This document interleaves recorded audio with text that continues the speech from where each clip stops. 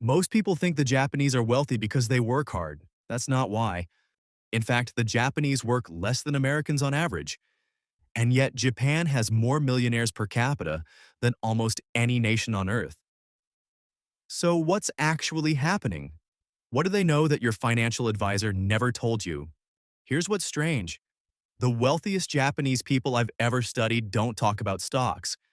They don't obsess over side hustles. They don't grind 16-hour days. They do something quieter, something most Americans walk past without noticing. And by the end of this video, you're going to see exactly what that is. But first, I want you to think about someone in your life, a friend, a cousin, a coworker, someone who makes good money, maybe even more than you. And yet, every time you talk to them, they're somehow still stressed about money, somehow still one bad month away from a problem. Hold that person in your mind, because what I'm about to share explains exactly why that keeps happening and how to make sure it never happens to you. There are 10 habits buried inside Japanese culture that quietly build wealth over a lifetime. Not one of them requires a raise, not one requires a stock tip. Let's get into it. The first habit is called Kaizen, and it will ruin you for normal thinking forever.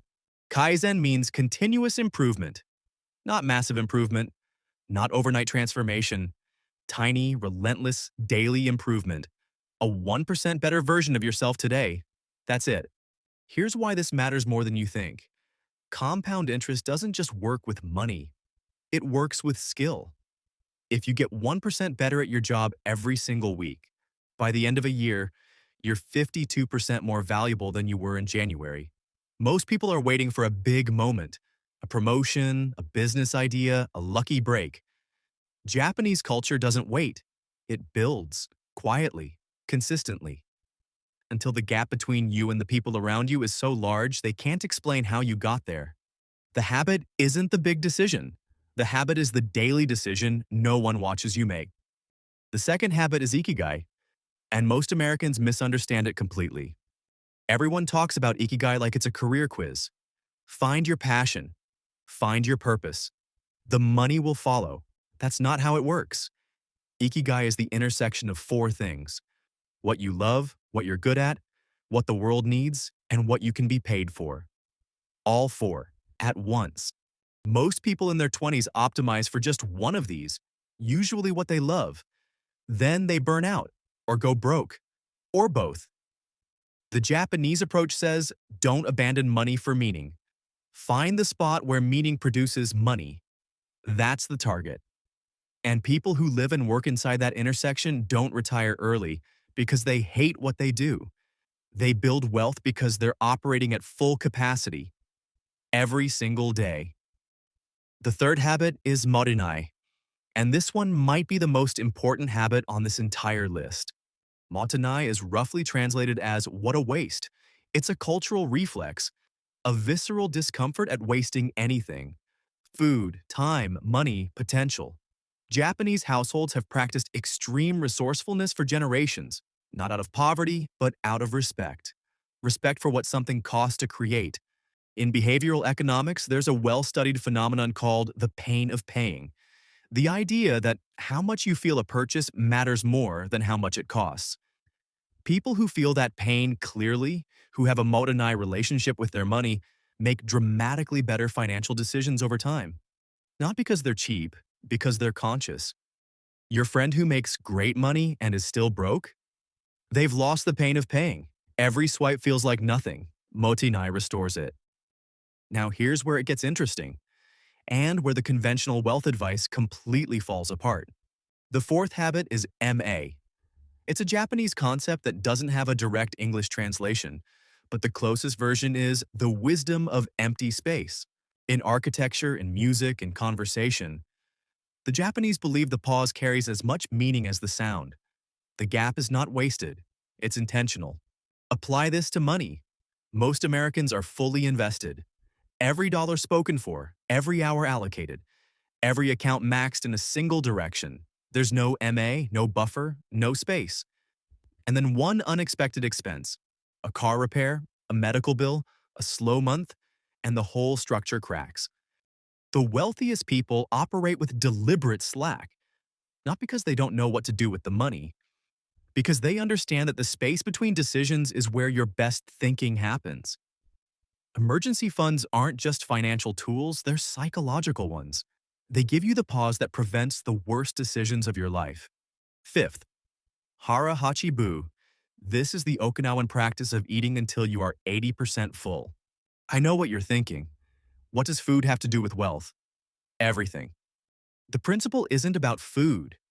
It's about stopping before maximum. It's about building an instinctive discomfort with excess. When you train yourself to leave a little on the table in one area of life, that instinct bleeds into every other area. You spend a little less than you earn.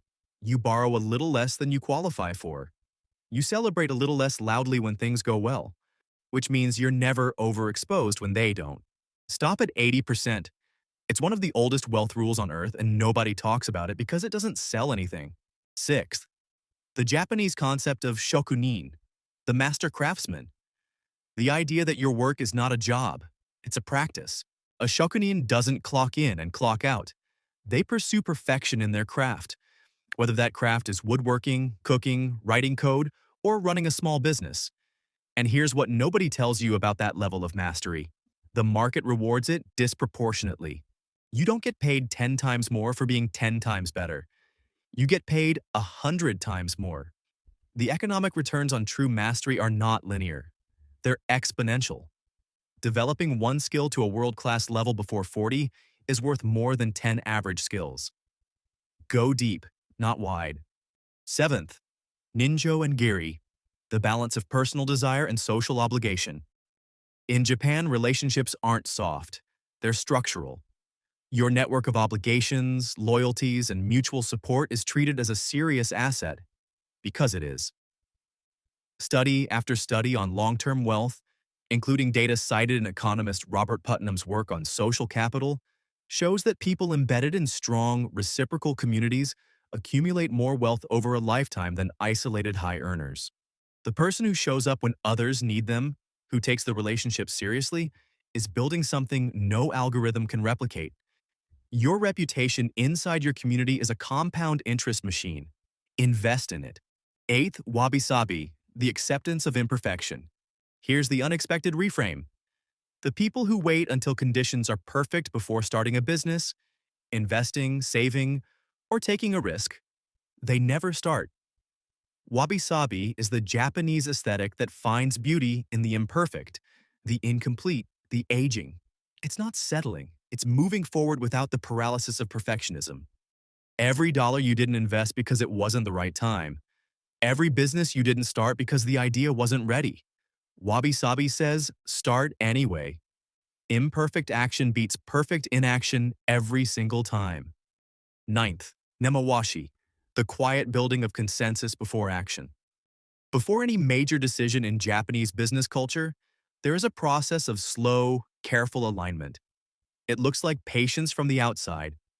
From the inside, it's risk management. It means by the time the decision is made, everyone who needs to support it already does. There are no surprises, no reversals. Apply this before any major financial decision in your life. A new investment, a business partner, a major purchase. Slow down.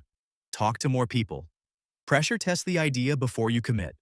The deals that blow up in year 2 almost always had a nemawashi problem in year 1. And 10th, chokin, simply the habit of saving. This isn't revolutionary, but in Japan, the savings rate has historically been among the highest in the world, not because people earn more, but because saving is treated as a non-negotiable first move, not a leftover. Before lifestyle, before entertainment, before anything, the money that builds your future moves first. Pay yourself first. It's old advice, but the Japanese don't treat it like advice, they treat it like gravity. Here's what these 10 habits have in common. None of them are about getting rich quick. All of them are about becoming the kind of person who wealth stays with. That's the part no one teaches.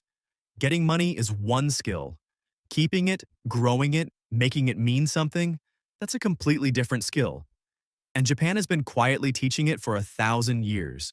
If you know someone who's working hard but still can't seem to get ahead, send them this video and drop in the comments. Which of these 10 habits hit you the hardest? See you in the next one.